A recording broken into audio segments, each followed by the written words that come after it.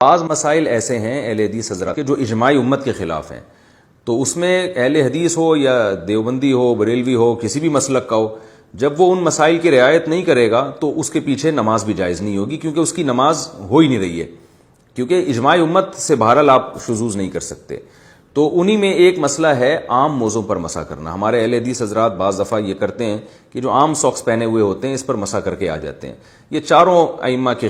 خلاف ہے، نہ امام احمد بن حنبل کا اس پہ فتویٰ ہے، نہ امام شافعی کا، نہ امام مالک کا، نہ امام ابو حنیفہ رحمہم اللہ تعالیٰ کا۔ ان چاروں ائمہ کا فتویٰ اس کے خلاف ہے، اور یہ چاروں قرآن و سنت ہی کے روشنی میں ان کا فتویٰ ہے کہ ایسے موضوع پر مسح نہیں ہوگا۔ اس بارے میں جو حدیث پیش کی جاتی ہے جورب کہ نبی صلی اللہ علیہ وسلم نے جوربین پر مسح کیا ہے، تو جورب عربی میں خفین کو بھی جورب کہا جاتا تھا، تو اس سے یہ والے جورب تو یہ تو صحابہ کے دور میں تھے ہی نہیں، تو اس پر مسح کا جواز کہاں سے نکال لیا ہے؟ تو اب میں بہرحال دلائل کا تو ایک الگ بحث ہے، یہ تو بہت بعد میں فتویٰ ہے۔ سب سے پہلے اس پر 7ویں صدی ہجری میں ابن تیمیہ رحمہ اللہ نے فتویٰ دیا تھا کہ ہر مسح جائز ہے، تو امت نے اس فتوے کو ریجیکٹ کر دیا تھا، نہیں مانا تھا۔ اس کے بعد پھر ہمارے جو سعودی عرب میں بعض سلفی حضرات ہیں ان کی طرف سے یہ فتویٰ آیا، تو چونکہ وہ حکومتی سطح پہ بڑی اونچی پوسٹوں پر تھے تو ان کا فتویٰ دنیا میں پھیل گیا، لیکن بڑے بڑے محدثین کا یہ فتویٰ نہیں ہے۔ امام احمد بن حنبل تو امام بخاری کے استاذ ہیں، وہ تو حدیثوں کو ہم آج کے لوگوں سے کروڑا گنا زیادہ سمجھتے تھے، انہوں نے اس کے جواز کا قول نہیں کیا۔ تو آپ خود سوچیں، اتنے بڑے بڑے ائمہ ایک طرف، اور ٹھیک ہے یہ سعودیہ کے علماء ہمارے لیے قابل احترام ہے، لیکن پوری امت کے مقابلے میں 2-4 عالم کی رائے کو، اس میں چند علماء ہی ہیں جو اس رائے کا فتویٰ دیا۔ انہوں نے ایک علامہ ناصر البانی رحمہ اللہ تھے، ایک شیخ بن باز تھے، ایک شیخ صالح آل عثیمین تھے، یہ 2-4 اور حضرات ہوں گے جو یعنی ان علماء کی بات کر رہا ہوں جو بڑے مؤثر اور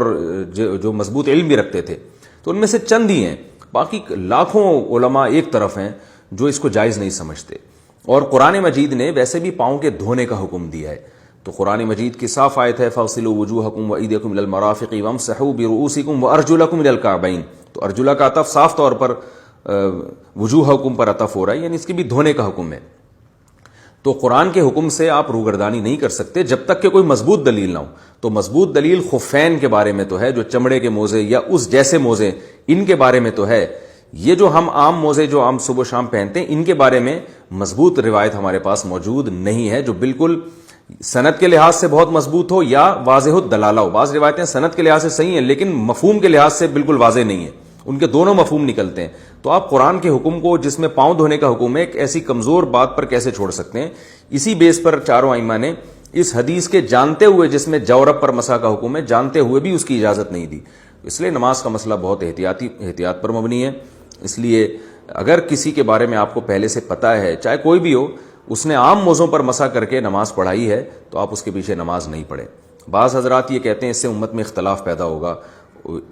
ایک اس کے پیچھے نماز پڑھو، اس کے پیچھے نہیں پڑھو۔ تو یاد رکھیں اس اختلاف کا ذمہ دار وہ ہے جو عام موضوع پر مسح کر کے اپنی رائے ساری دنیا کے لوگوں پر مسلط کر رہا ہے، وہ اختلاف کا ذمہ دار ہے۔ اس کو کہا جائے گا کہ بھئی آپ یہ موزے اتار کے پاؤں دھونے میں کیا جا رہا ہے آپ کا، اور اگر آپ نے مسح ہی کرنا ہے تو ایسا موزہ پہن لو جو سب مانتے ہیں کہ اس پہ مسح ہو جاتا ہے۔ کیونکہ جو علماء کہتے ہیں، شیخ بن باز یا ناصر البانی رحمہ اللہ جیسے علماء جو عام موضوع پر مسح کی اجازت بھی دیتے ہیں، تو وہ بھی اجازت دے رہے ہیں، کوئی واجب تو نہیں کہہ رہے نا کہ وہ موزے پر پہن کے آپ لازمی مسح کریں۔ تو آپ امت کو جوڑنے کے لیے، تاکہ سب کی نمازیں آپ کے پیچھے درست ہو جائیں، سب کو اطمینان ہو جائے، امت میں جوڑ پیدا کرنے کے لیے آپ اس کا التزام کر لیں کہ بھائی جو جمہور کا مذہب ہے، جو چاروں ائمہ کا مذہب ہے، اسی کے مطابق میں موضوع پہ مسح کروں گا، اور ایسی چیز جس میں میری ذاتی رائے ہے، عوام کی رائے نہیں ہے یا جمہور علماء کی رائے نہیں ہے، میں لوگوں کو اس کا مکلف نہیں بناؤں گا، پابند نہیں بناؤں گا۔ تو ائمہ حضرات، چاہے وہ اہل حدیث علماء ہوں یا سلفی علماء ہوں یا کسی بھی مسلک سے ان کا تعلق ہو، ان سے بھی ہماری گزارش ہے کہ اگرچہ آپ کی رائے یہ ہے کہ عام موضوع پہ مسح ہو جاتا ہے، تو یہ لیکن جمہور کی رائے نہیں ہے بہرحال یہ۔ تو آپ عام لوگوں کو کنفیوژن میں ڈالنے کے لیے، یا مسجد میں 2 جماعتیں ہوں یا کچھ لوگ آپ کے پیچھے نماز پڑھیں کچھ نہیں پڑھیں، اس ٹینشن سے بچنے کے لیے، امت کو جوڑنے کے لیے بہتر نہیں ہے کہ آپ اپنی ذات کی حد تک تو اس پر عمل کر لیں اگر آپ سمجھتے ہیں، لیکن جب آپ نماز پڑھائیں تو کم از کم اس بات کا اہتمام کر لیں کہ امت میں جوڑ پیدا کرنے کے لیے آپ عام موضوع پہ مسح نہ کریں، آپ چمڑوں کے موضوع پہ کر لیں، یا ان موضوع پہ جن پر چاروں ائمہ کا اتفاق ہو، یا کم از کم چاروں میں سے کسی ایک کی رائے تو ہو نا وہ۔ تو قرآن و سنت کی ایسی تشریح کرنا جو ٹھیک ہے آپ جیسی تشریح کریں، لیکن اس تشریح کو مسلط تو نہیں کیا جا سکتا نا دوسروں کے اوپر۔ تو جوڑ پیدا کرنے کے لیے نبی صلی اللہ علیہ وسلم نے کتنا اہتمام کیا کہ بیت اللہ کی، آپ صلی اللہ علیہ وسلم یہ چاہتے تھے کہ بیت اللہ کی جو چار دیواری ہے اس کو ابراہیم علیہ الصلوۃ والسلام نے جہاں سے تعمیر کی تھی وہاں سے کروں، لیکن آپ کو ڈر ہوا کہ لوگوں میں اختلاف پیدا ہوگا، تو آپ نے اسی حال پہ چھوڑ دیا کہ بھئی جیسا ہے ویسے ہی رہنے دو۔ تو جو مسائل صدیوں سے جیسے چلے آ رہے ہیں، اجماع امت ہماری رائے کے مطابق تو بہرحال اس پر اجماع ہو چکا ہے، ہو سکتا ہے آپ اس سے اختلاف کریں لیکن جمہور تو بہرحال اس پہ جمع ہو گئے ہیں، تو اب ان میں چھیڑ چھاڑ کرنا، عوام کو کنفیوز کرنا، اس سے امت میں ایک دھڑا پیدا ہوتی ہے، اختلاف پیدا ہوتا ہے۔ تو اس لیے ہم تو یہی فتویٰ دیتے ہیں کہ چونکہ ہماری رائے، ہمیں تو اس پر اطمینان ہے، تو عام موضوع پر مسا اگر کوئی شخص کر کے نماز پڑھاتا ہے، آپ کو پہلے سے پتہ ہو، تو آپ اس کے پیچھے نماز نہیں پڑھ سکتے، کیونکہ بہرحال